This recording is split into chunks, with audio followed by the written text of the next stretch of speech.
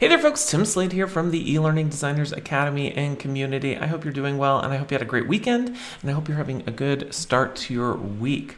You know, one of the questions that I've always struggled to answer is when somebody asks me what I do for a living. Even when my mom asks me what I do for a living, I always struggle figuring out how to answer that.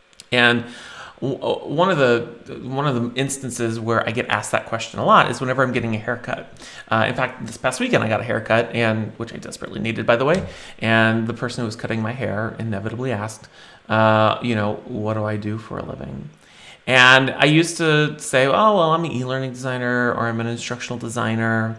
And I got really sick and tired of people just giving me blank stares and then me having to go into detail about what it means to be an e-learning designer or an instructional designer, never feeling that they really even understood what I was talking about, right?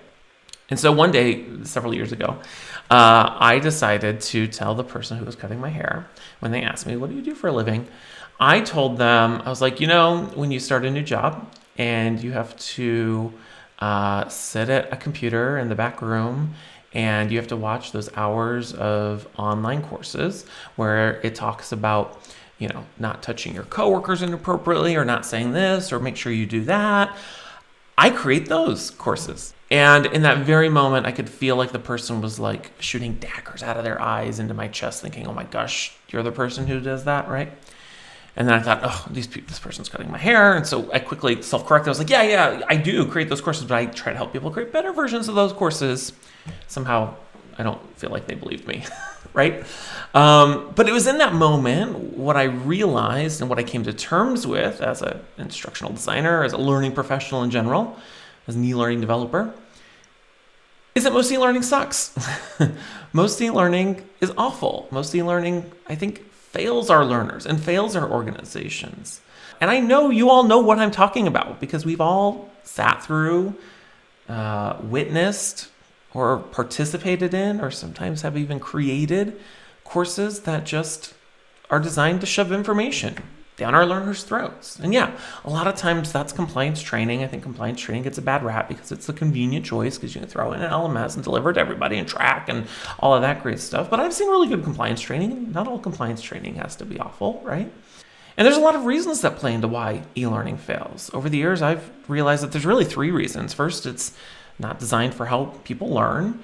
We do a really good job designing courses that are just focused on communicating information rather than actually creating a learning experience.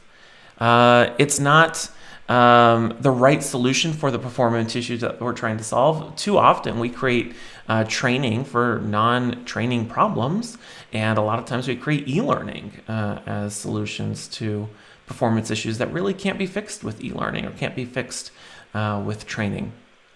And we also do a really good job creating e-learning that's designed not for what people need to do on the job, but what we think they need to know or be aware of or understand, right?